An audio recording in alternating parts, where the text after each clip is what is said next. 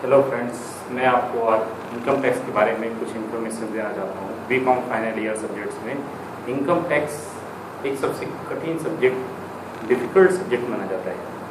लेकिन income tax को अगर हम लोग बाई रूल्स पढ़ें, पूरे रूल्स को याद करें, उनको समझें, तो इनकम टैक्स जो है वो उतना हार्ड नहीं लगेगा। पढ़ने के लिए होता बहुत कुछ है, लेकिन उसमें हमको ऐसे स्टूडेंट हम लोग उसको पढ़ते हैं और जो हमारा सिलेबस है उसको हम लोग स्टडी करते हैं, तो हम लोग अगर पूरे रूल्स को अगर पढ़ते हैं तो रूल्स को पढ़ने के कारण अगर उसको हम लोग याद करते हैं, समझते हैं, तो इनकम टैक्स का क्वेश्चन जो है हम इजीली समझ सकते हैं।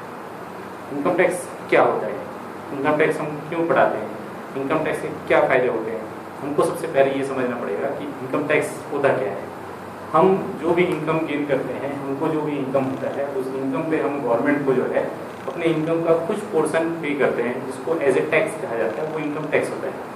दो टाइप के टैक्स होते हैं, डायरेक्ट टैक्स और इनडायरेक्ट टैक्स। डायरेक्ट टैक्स जो होते हैं वो हम डायरेक्ट गवर्नमेंट को पे करते हैं, तो उसके बीच में कोई मीडिएटर नहीं होता है। हम जो भी इनकम गेन करते हैं, है ना, उसका टैक्स असेसमेंट करते हैं और वो डायरेक्ट हम गवर्नमेंट के इनकम टैक्स डिपार्टमेंट को पे करते हैं।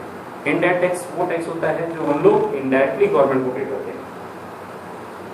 इनडायरेक्टली कहने का मतलब ये है कि जैसे कोई सामान, कोई गुड्स कहीं मैन्युफैक्चर होता है तो उसको होलसेलर को दिया जाता है, डिस्ट्रीब्यूटर को दिया जाता है, होलसेलर को दिया जाता है, फिर वो रिटेलर तक आता है, फिर कस्टमर तक आता है।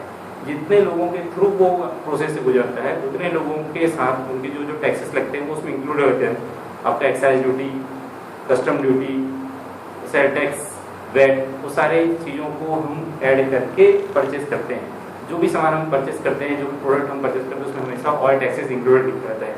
मतलब उन सभी का टैक्स ऐड करके हम उसको जो है पे करते हैं। तो इसलिए हम इनडायरेक्टली गवर्नमेंट को पे कर रहे हैं, क्योंकि हम जो टैक्स पे करेंगे वो रिटेलर से होलसेलर, होलसेलर से डिस्ट्रीब्यूटर, डिस्ट्रीब्यूटर से मैन्युफैक्चरर तक गवर्नमेंट तक पहुँचता है। इसलिए उसको इनडायरेक्ट टैक्स कहते हैं। आज हम लोग डिस्कस कर रहे हैं इनकम टैक्स के बारे में। इनकम टैक्स जो होता है वो एक डायरेक्ट टैक्स है और हर पर्सन, चाहे वो इंडिविजुअल पर्सन हो, चाहे वो हिंदू अडल्ट फैमिली हो, चाहे वो कंपनी हो, चाहे वो फर्म हो, चाहे कोई भी ऑर्गेनाइजेशन जो है अपने इनकम पे टैक्स पे करता है। इनकम टैक्स जो होता है वो प्रीवियस ईयर जो हमारा, जैसे करेंट में अपन देखा जाए, प्रीवियस ईयर हमारा मतलब 2015-16, अभी जो चल रहा है उसको हम लोग कहते हैं असेसमेंट ईयर। असेसमेंट ईयर मतलब आपका 16-17, जो हमने लास्ट ईयर 1 अप्रैल टू 31 मार्च के बीच में जो इनकम गेन किया है, उस इनकम को हम लोग जो है टैक्स करेंट ईयर में असेसमेंट करेंगे और उसको हम लोग पे करते हैं। तो करेंट ईयर और previous year, income tax department का कहना है कि कोई भी पर्सन या इनकम टैक्स डिपार्टमेंट या इनकम टैक्स का रूल है कि हम जो है या कोई भी पर्सन जो है 5 तरीके से इनकम लेता है। वो इनकम के 5 हेड है। Income from salary, income from house property, income from capital gain, business profession, other sources. 5 तरीके से हम इनकम लेते हैं। सैलरी कहने का मतलब ये होता है कि हम कहीं भी प्राइवेट कंपनीज में जॉब कर रहे हैं या मल्टीनेशनल कंपनीज में काम कर रहे हैं या गवर्नमेंट जॉब में हैं, तो हमको अपने काम के बदले हर महीने जो सैलरीज मिलती है वो इनकम फ्रॉम सैलरी में टैक्सेबल होता है। हाउस प्रॉपर्टी का मतलब है आपके पास अगर 1 मकान है या 2 मकान है या 3 मकान है या किसी मकान का कुछ पोर्शन आपने किराए पे दिया है और उससे आप रेंट लेते हैं, तो वो आपके इनकम फ्रॉम हाउस प्रॉपर्टी में टैक्सेबल होता है।